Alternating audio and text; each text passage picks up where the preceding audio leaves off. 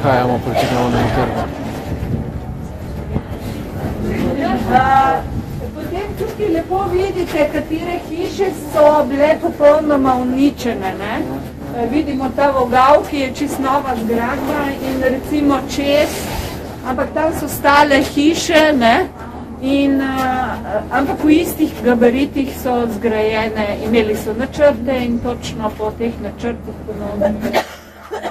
Kot sem rekla, samo v Nemčiji je to mogoče, ker recimo bi bilo mnogo lažje delati na en drug način, hitreje, ulice se ravne, pozidati mesto na novo, ampak ne, oni so v enaki višini, v enaki scenariji.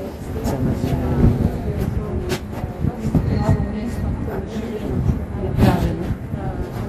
To vzdušje se zdaj še bolj močno.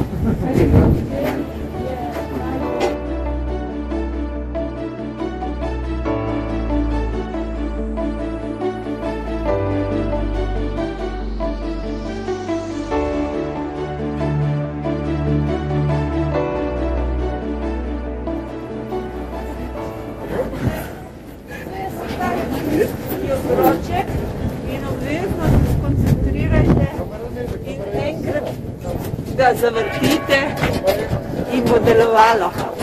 Srečni do konca svojih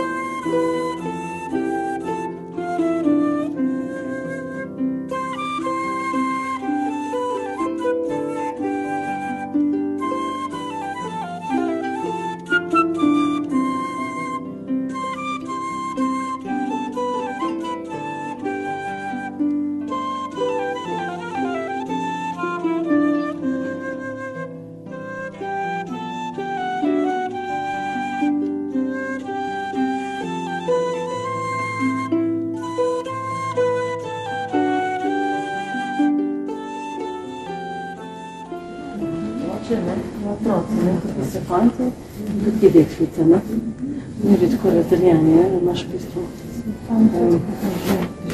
Veš, te imaš ne tudi lejke, imaš tudi Ja. To lahko da je rok, lahko da je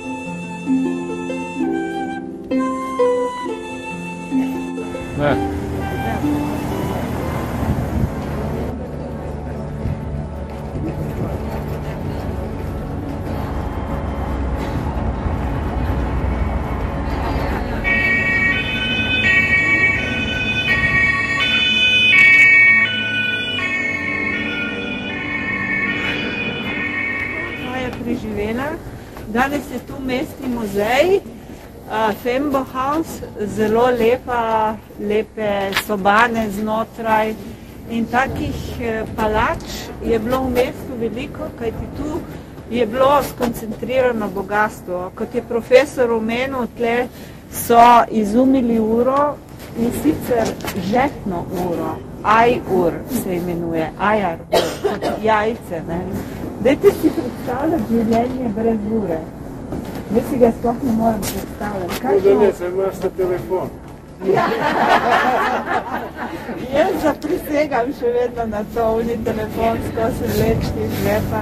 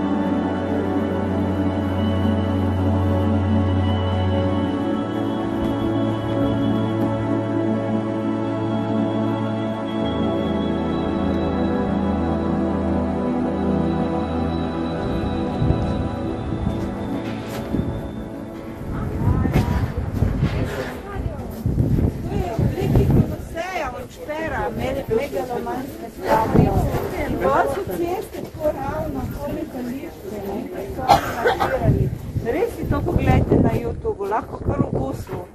Reni, Lichtenstein, Triumf des Willens.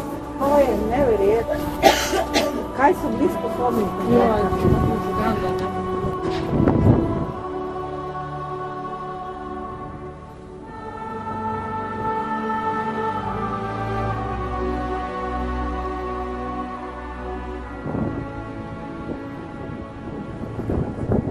To bo pa nagrada. Vleče je danes.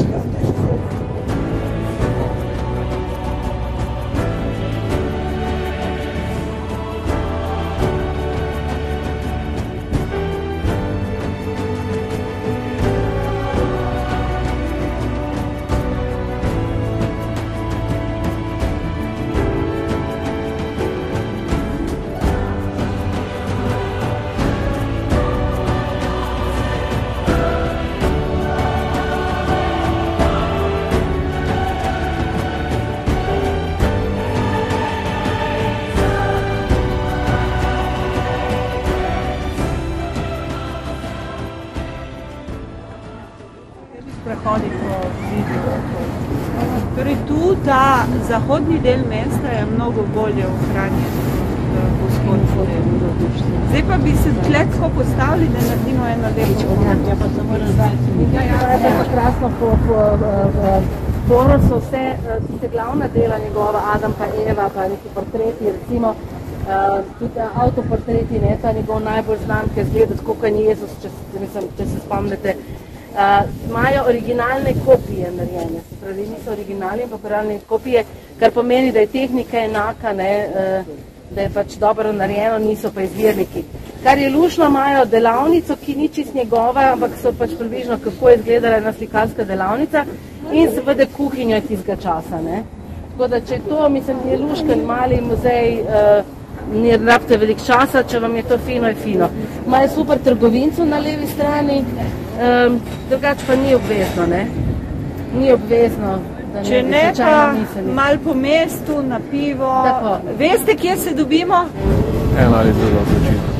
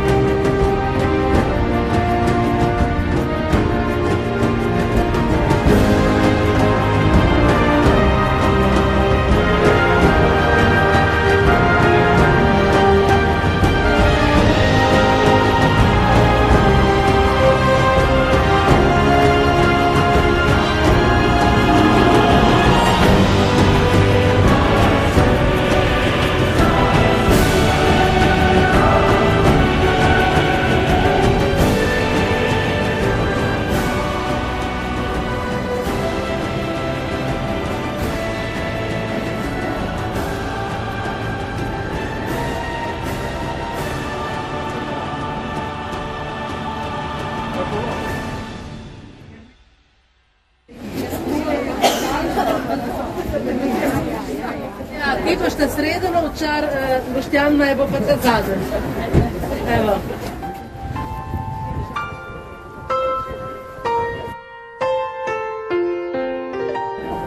Lepo pozdravljamo našega glavnega, nadglavnega, tudi imamo glavnih, da smo glavni, pa so nadglavni, pa so nadglavni, nadglavni.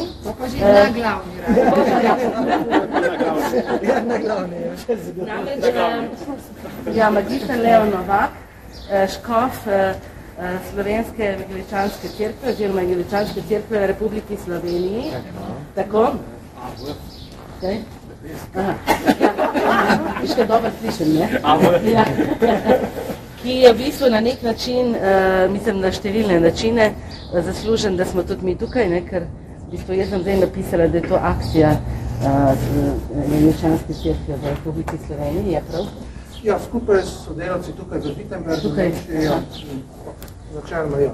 Kaj pa napišemo skupaj s sodelavci v Wittenbergu? Tu je bil predvsem ta dr. Ilič Luka. Ja, aha, dobro, ja, njega smo, ja. On je v bistvu bil vodja tega, pa koordinator tega projekta. To je bilo predvideno že lansko leto, tega obeležja, ampak je prišlo potem do zamika zaradi takrat še bolj strožjih pravil glede korone, pa smo potem preložili na letošnji leto. Pa še protestantsko društvo, da je zdravo, za tešni dotaciji, ne sem vedno. Vsi, oni pa še vsi. Oni pa SPDPD, pa je mestna občina Krško, ne? Pa je potem kulturni dom Krško, Vrhničnica, osnovna šola Jurij Zalnica, Posavske vode Brežice in najvažnejše SPDPD podružnika Posavja. Kjer smo pa vsi zmiksani. Dobro, v bistvu časovnica teče tako nekako, ko smo rekli, včeraj smo še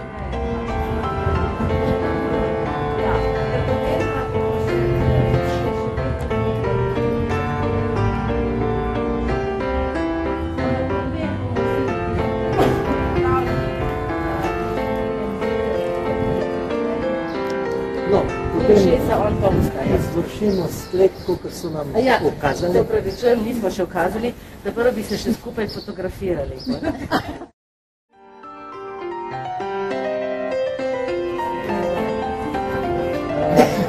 Drugič, smo tukaj pač v Wittenbergu, kar vemo, mesto je uradno staro nekako 800 in še lahko prištejemo nekaj let, 1180 se je pričelo kot tako razvijati.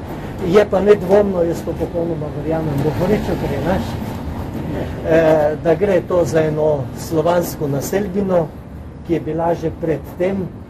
Veliko so se matrali in študirali okrog imena, ker so iskali hrib, pa ga ne najdeš, če še tako gledaš, ne? No in že Bohorič je to pametno razložil, da ne gre za hrib, ker ga ni, ampak da mora iti za brod, ker je možno, a ne, ker je tukaj laba, ali pa to, kar je najbolj verjetno, da gre za prot. Zakaj je pa bel, tako kot je Modra Donava, je tudi prot bil bel in se je iz tega pač razvilo, a ne, Wittenberg, se pravi belo nabrežje, recimo, kako bi bilo nabrežje. No, seveda Bohorič potem razloži tudi vse okoliške kraje. Toporišiče sicer včasih podvomo, če vse ravno drži, ampak če zdaj gremo v Google, pravzaprav vidimo, da vse drži. Tako da je prav, da je tako. Toporišič pa veste, da je Toporišič, on je naš.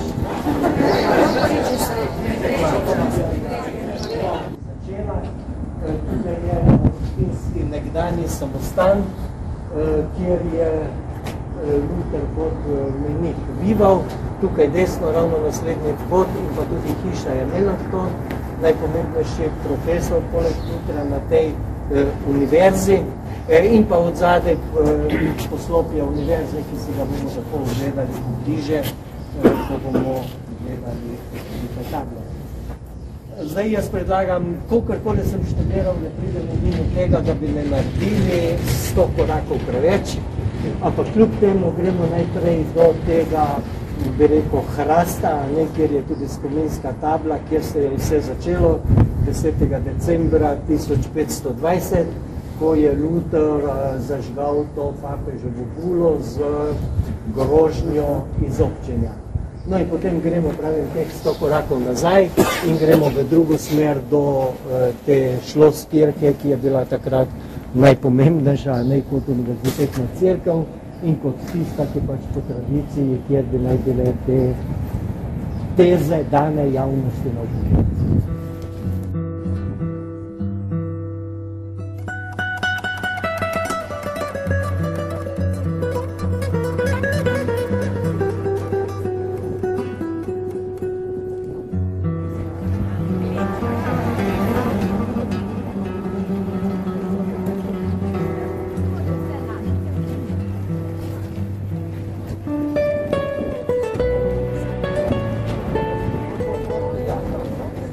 bilo v naslednjih vojnah predrugačeno. Temu rečejo, ko tukaj piše Luthergard, kaj je bilo takrat, bilo je ista obzidija in tako kot je takrat spadalo z vodo in vsemu temu. No, to, kar je, bi rekel, danes lahko tudi za nas važno, je, da so 500-letnici tukaj posadili 500 novih dreves in da je med temi tudi gospod Erniša posadil eno za Slovence. Zdaj, katero je, pa kdo ima tisto iskalno napravo, če jo najde, ampak je v tem parku.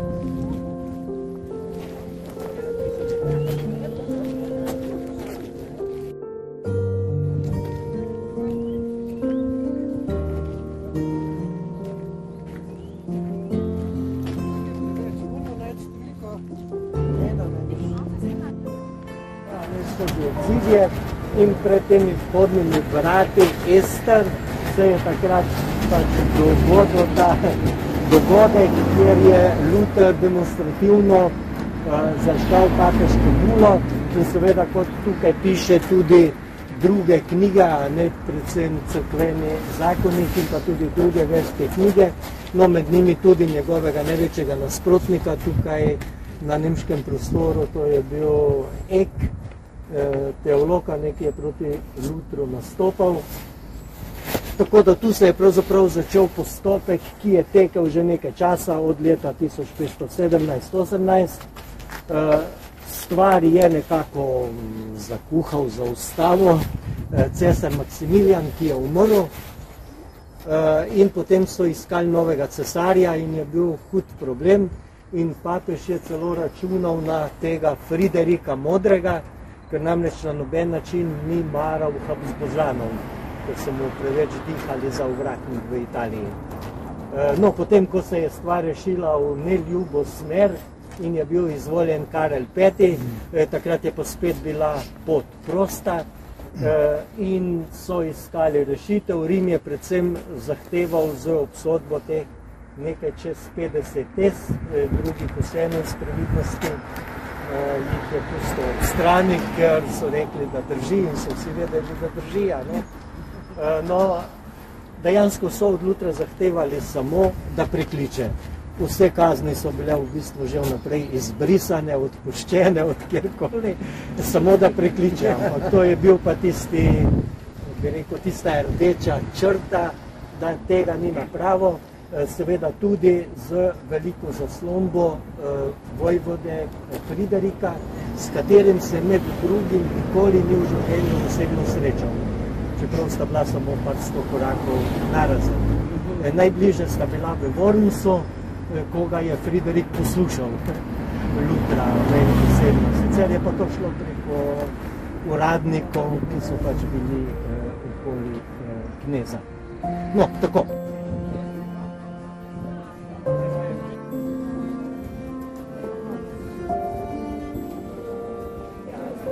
Te cerkve nismo pred, smo na strani. Sama cerkev je iz poznega srednjega veka, takrat je bila tudi pregrajena, tako da je danes v notranjosti triladijska gotska cerkev, pač kot se je takrat to dogajalo. In v tej cerkvi, kot že rečeno, so se začele te pridige v popolnoma novem smislu. No, takrat, ko je bil ravno Luther na Wartburgu, so pa že bile tudi te, rečemo, nove ideje, kako je temu bogoslužju potrebno tudi cerkveni prostor pripraviti.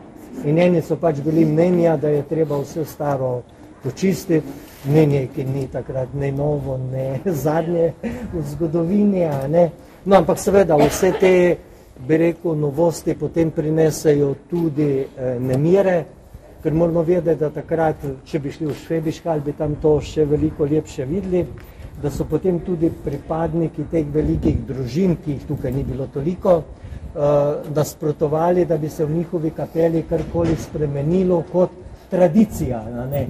Lahko je protestantsko, ampak ne sme se nič, bi rekel, uničiti in je na ta način tudi ostalo. Pravim, tukaj je takrat bila prva ta pogrom proti staremu, kar je povzročilo nerede. No in potem se je Luther vrnil in je tudi pomiril in so se stvari pač dogajale naprej tudi znotraj samega gibanja, predvsem Karlstadt, in ti so bili pač bolj ostri, ne? Zmagovala je druga, Lutherova, bolj zmerna linija, predvsem je pa, če bi tako rekli, zmerna, to so izrazi, ki jih danes uporabljamo, pa se človek drugega ne spomni. Ne? Ampak je bil med njimi gotovo eden med najbolj znanim, je bil Brenc.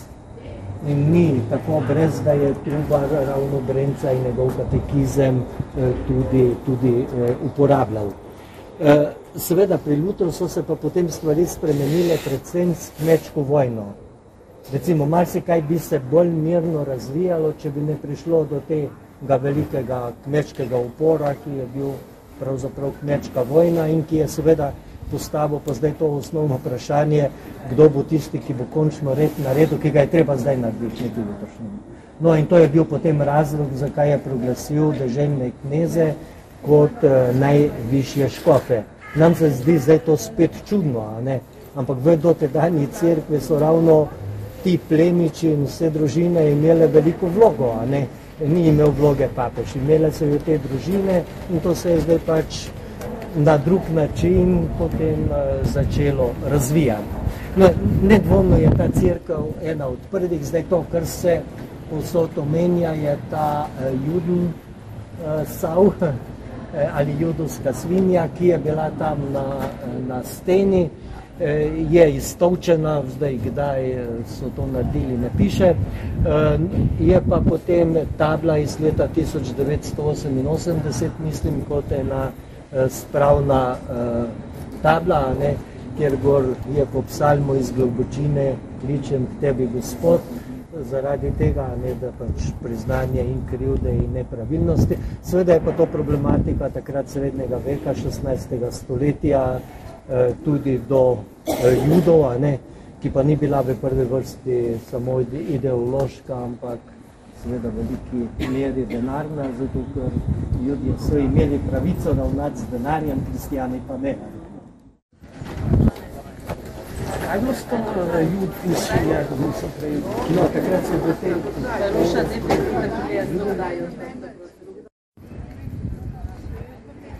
ne Hiša Rathaus, prva je bila že takrat, ja, v 16. stoletju, vsaj Lutherova, medtem ko ta je iz 19. stoletja, so prav tako jo prenavljali. No, to je bila obenem tudi sodna hiša, v kleti so bili zapori, obsojali so čarovnice in da so vsi lahko dojeli grozo, ne, je tukaj pred svojih ali kurji, ali pa pač tako so oni spravili na drugi svet. Ampak ne samo čarovnic, tudi vse druge, ne, ker to je namreč bil javni dogodek, vsi so gledali, kako se je to tukaj dogajalo. No in za spomin so tam tele dve, vidimo, te pravokotnike, menda so 4, ampak jaz zdaj še nisem najdel, da kdo ima iskati. Če bo Bog dal, bo vse v redu na to. Ima pa angelčka tam, da 3, 4 zdaj, ena bo prva. Spomenik Lutheru in pa spomenik Melanchtonu.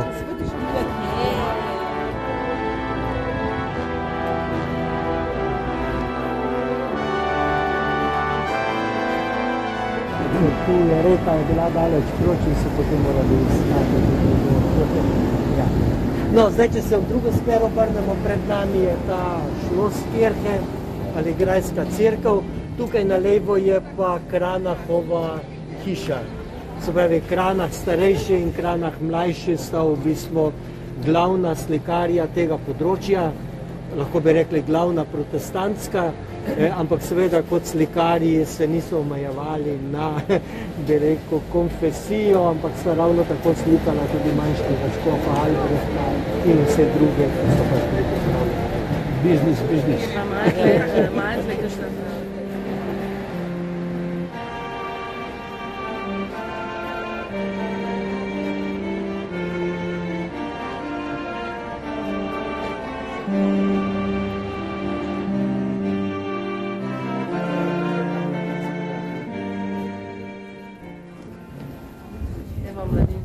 Ja, sem zastrigla za 6.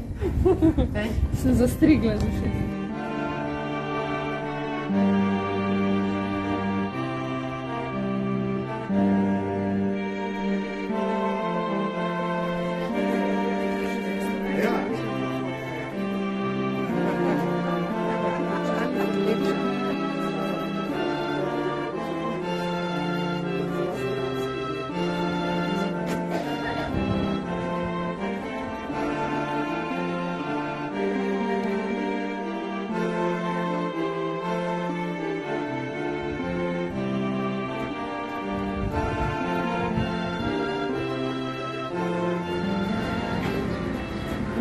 To je potem pač nova pridobitev 19. stoletja, kjer so te teze ulili v bron, ker je, če bi že bile Lutrove, a ne so bile na papirju, bi ne bile pribite, ampak to je pač ena zadeva, ki je danes osporavana in enkrat že dokažejo, da to ni, potem spet gre pa samo za en zapis Nerodena, ne ali pa ne, Melanktonov, kjer je zapisal, da je Luther te teze nabil na vrata.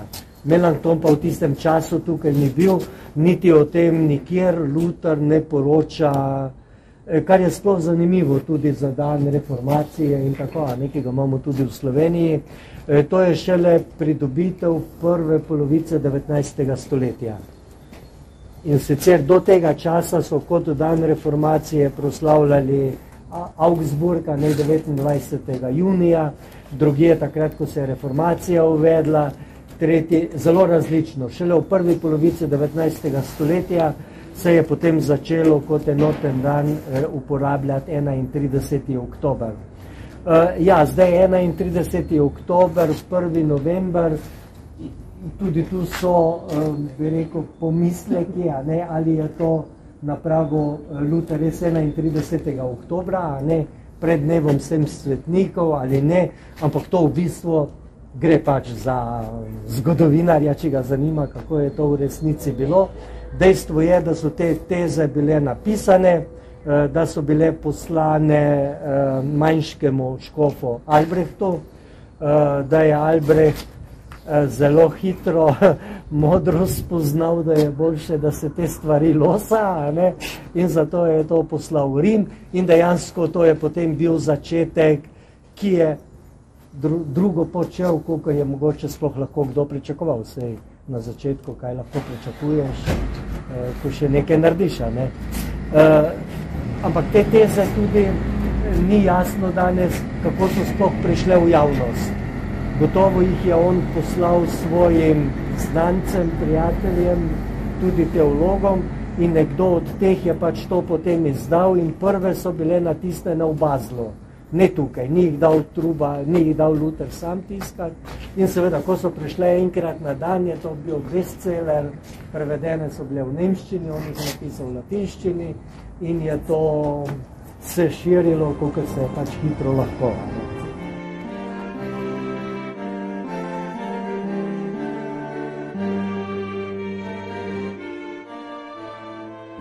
Vsak dan na neki bazi medsebojnega spoštovanja. Naprimer za Mursko Soboto se govori, da so se že v ranih letih, se pravi pred 100 leti, 1920 v skupnem sprevodu dobili židovski rabin, katoliški dekan in pa evangeličanski semi. To je bilo za tisti čas nekaj nepojmljivega. Ampak to je v bistvu pri ljudeh padlo na plodna tla, ne? So videli, ne, če se ti trije družijo, pa pogovarjajo, pa spoštujejo, ne, potem verjetno tudi mi moramo delati tako. Ne. In to je bilo v bistvu tudi, bom rekel, bistveno sporočilo, ne samo v besedah, ampak tudi v dejanju. Ne. Pravi, če se družiš, če se po mestu javno sprehajaš, če se pogovarjaš, potem signaliziraš, če se mi družimo, potem tudi vi delajte tako. Če mi prijateljujemo, potem tudi vi delajte tako. Če se mi spoštujemo, tudi vi delajte tako. To se mi zdi, da je bistveno sporočilo za vsa zgodovinsko obdobje, tudi za danes, ker vidimo, da se ljudje hitro sprejejo, hitro pride do konfliktov, do vojn in to je samo trpljenje in uničevanje. Toliko dobrega bi lahko skupaj storili, pa je škoda, če te priložnosti potem ne izkoristili. No, vidite, tako je rekel Bohorič v tistem času, če bi pustili vsakemu jeziku, a ne, kako lepše bi živeli.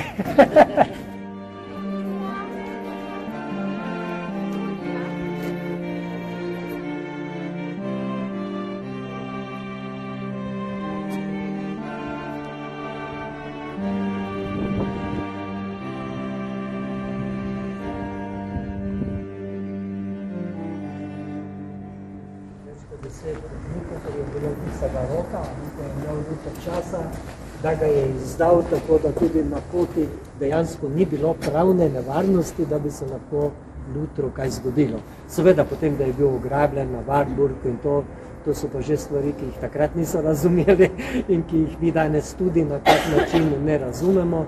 Vsekakor pa je to bil, če tako rečemo, takrat blagoslov, ker brez tega časa, ki ga je tam imel, bi on Svetega pisma ne imel časa, predvsem vseh teh problemih, tako prevesti mirno, kot ga je lahko.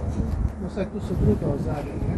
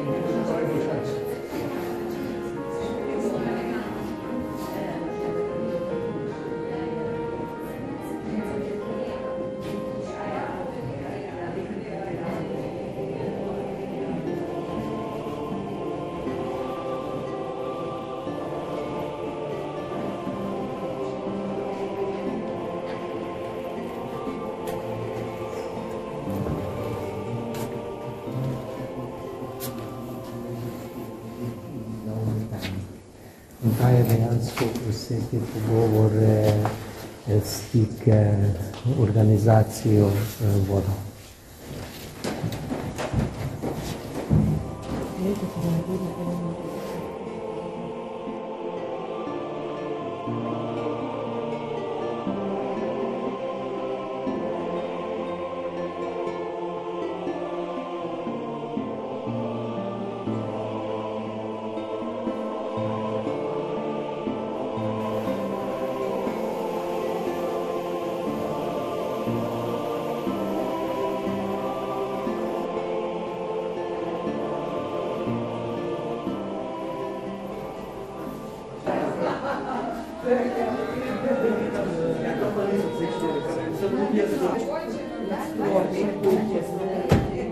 Vsakega po enega.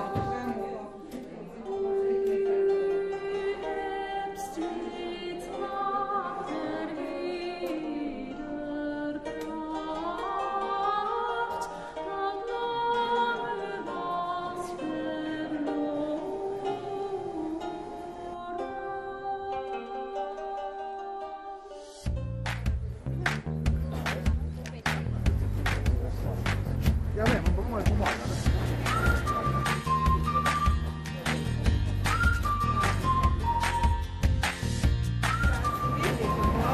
Sedem potokov in je to predskrbljeno v mestu, taki lepi ambienti.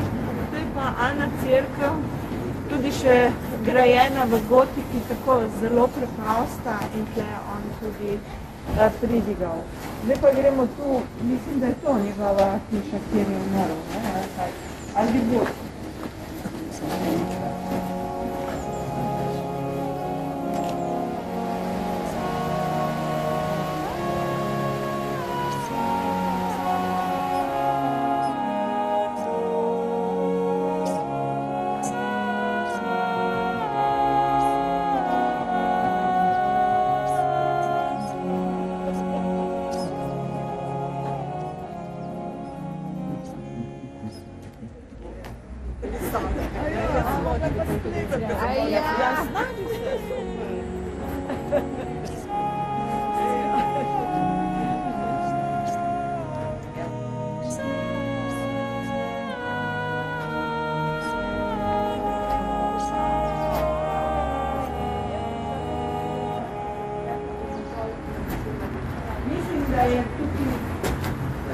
boljše. Kot da kje umreš, mislim.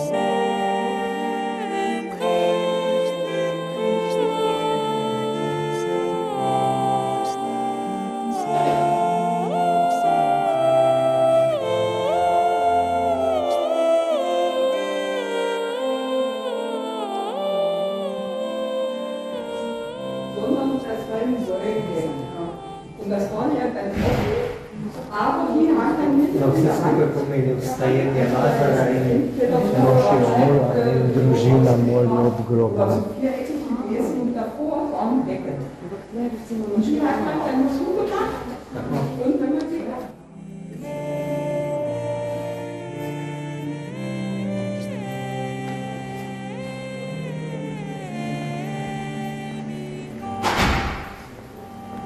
Če ljuči boš.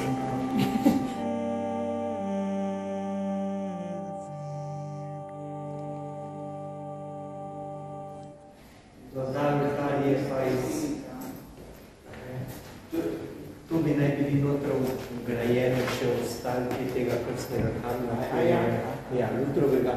Ta oltar je pa iz te cerkve, iz tistega časa, sicer v cerkvi ni več tako.